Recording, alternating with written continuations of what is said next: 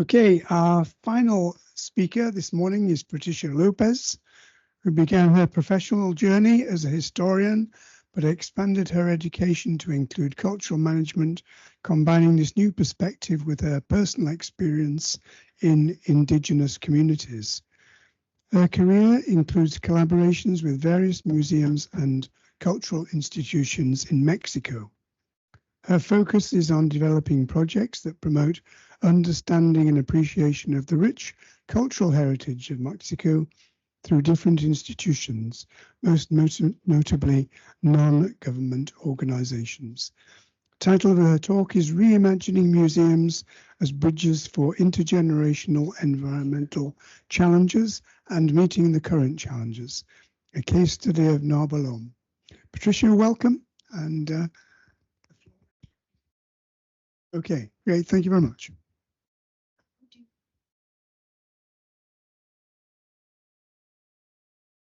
Okay, thank you very much. This presentation has a lot to do with a project that I developed when working in Nabalon. Nabalon is a non-for-profit cultural organization in the south of Mexico, in the state of Chiapas.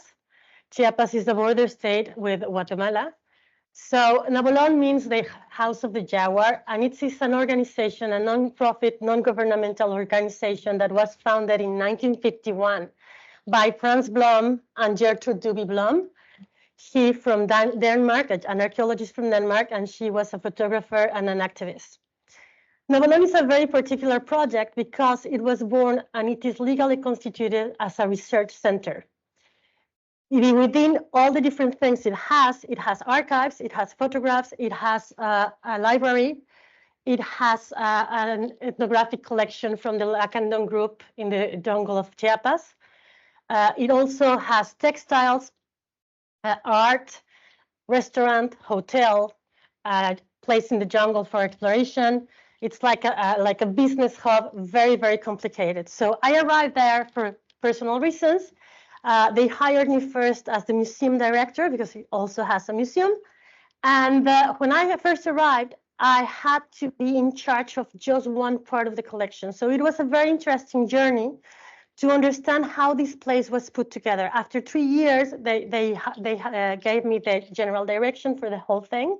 So I had to understand little by little the relationship with the community, the relationship between the different collections. And what is very interesting about this museum and this institution is that everything that is in there has a relationship between it. So the maps are related to the photographs that are related to the ethnographic collection, to the archives, to the documents, to absolutely everything. Trying to understand that separately didn't make any sense. Of course, with that, it also has the relationship with the communities. So Frans Blom concentrated his areas in ancient Mayas, in archaeology and geography. He was the first one to draw the maps of the Lacandon jungle in 1922. It's a map that established afterward how the jungle was divided between different groups. And through this, she focused on contemporary, on Mayas, and she started a collection. She became a photographer, and she took photos, around 50,000 images of indigenous communities in the highlands of Chiapas and in the jungle. Trudy was an horticulturist. She studied horticulture in her hometown in Switzerland. She loved trees. That was like her main issue. And since the beginning, since she arrived and they both bought the house where the institution is now, when they arrived in 1951 to this house, Trudy started doing like activism, highlighting how the jungle and how the forests were being destroyed. She always positioned herself as someone coming from Europe, as a woman. She always mentioned that she wasn't from the area. She gave her positionality in many different ways, and she criticized everybody. Her aim was nature. She did care about people, obviously, but she was more concerned about nature and how everybody was destroying nature. These images are from 1950. This was something that was happening already in that time. You can imagine how can we find that area now. She has been highly criticized, and Blom too, and her husband, because as anthropologists, as foreigners that arrive in an area, they also bring different traditions. They also make changes. They also do things that at the end are not necessarily positive. But they both continue with their project. The destruction of the jungle was by many, many different reasons. One of them was mahogany. One other is obviously the land. So speaking about the traditions they had, the people in the area, they have this system of planting. They first cut the woods, they burn, and then they prepare the land for planting their crops. Usually it's corn, but they have what they call the milpa. The thing is that the milpa is for self-consuming. It's not to produce more, so they used to be small milpas just for the family use and to keep it. They keep on doing this, so every springtime, even in some areas, just to give you an example of how polluted it gets because of what they are burning, planes cannot land because it's completely covered by smoke. So this system is still there in practice, and obviously the destruction has been bigger and bigger, and bigger. They also use the land, and the Mexican government in the 1940s had a project. They were thinking that the jungle was the future breadbasket of Mexico, and they developed a colonization project in the area, inviting different ethnic groups to settle there and start agricultural and livestock farming activities. Exploitation of the territory was carried out also by archaeology, gum extraction, precious woods exploitation, and the land itself for grazing, and lately tourism. In Nabolon started a project since the 1950s that was the climate change program. She first planted in the backyard of Nabolon. Nabolon means the house of the jaguar, is the house where the place is, where the museum and all the project is. It has a small garden, probably 1,000 square meters in the back. She planted there a forest with different variety of plants to show people that you can do forests in a very small area. She initiated the project as a reforestation and education program. After planting the forest in the grounds, I mean, this is an actual picture, the one in the right, of how the forest looks today. Obviously, the trees have grown. And she created an educational nursery for children that was in that same area. What they did at the beginning, they brought a specialist, and they would bring children from school in the surroundings in San Cristobal de las Casas, where the place is, and they would bring the children to teach them how to grow forests and how the trees are being kept and what's the importance of trees. This project wasn't really made specifically for a certain community. It was for everybody. She was very concerned that if we don't all do something, the destruction was going to continue. Her approach was an approach of like the knowledge that she was bringing from herself, from what she has learned.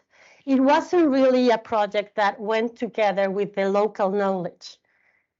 Okay, they were not really interested like in this thing. They were interested in saving the forest according to their own ideas.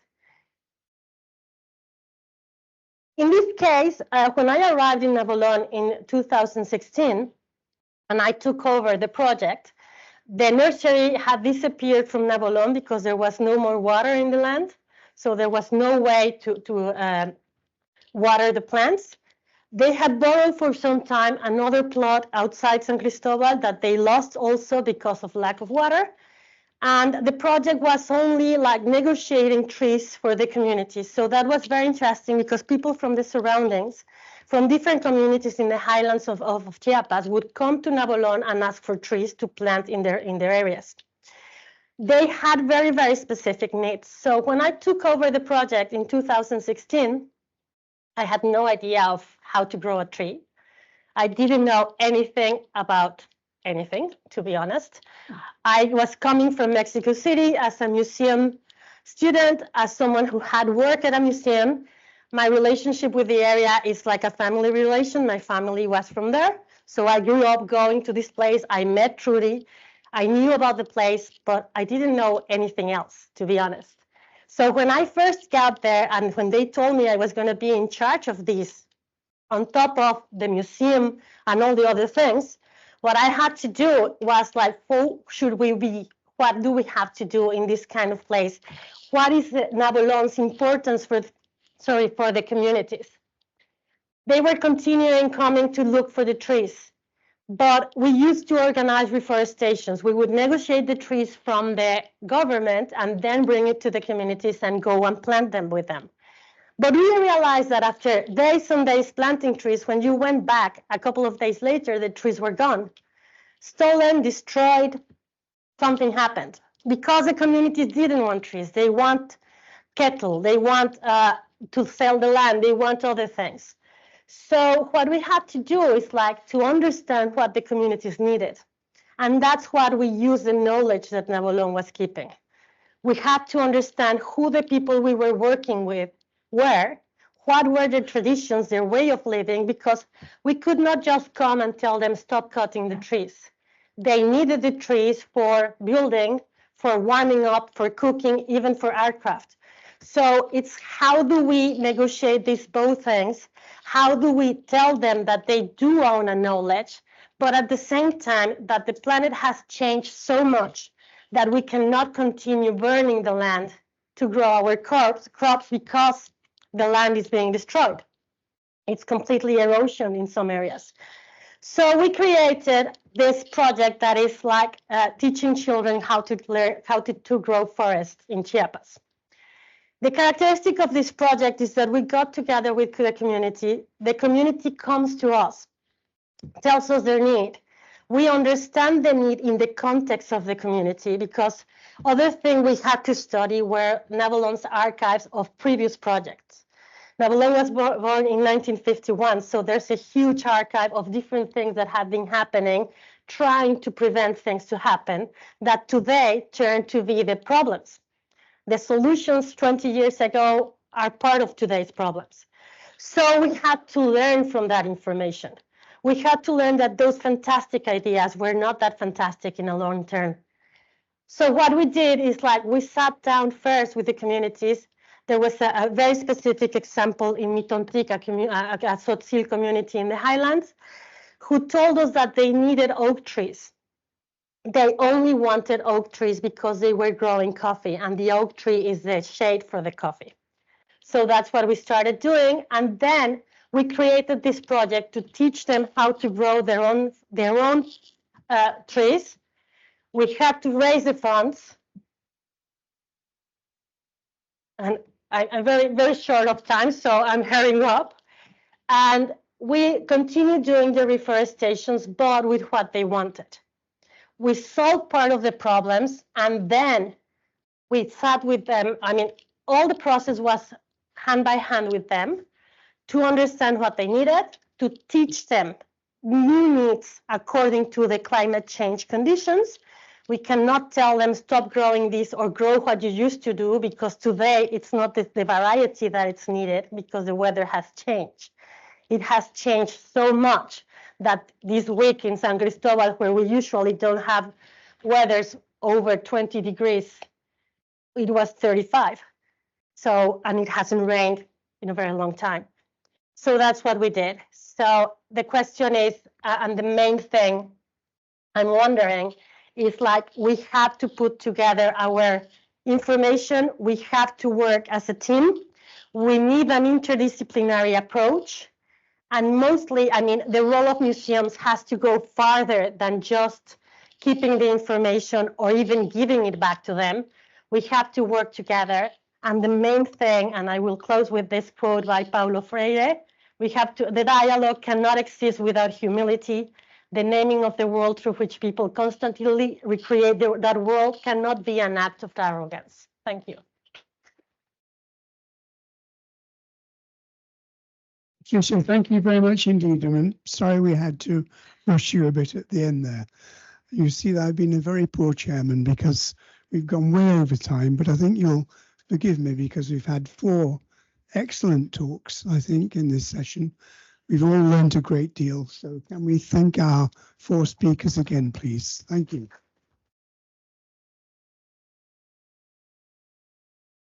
So we move on. Thank you very much indeed for coming along.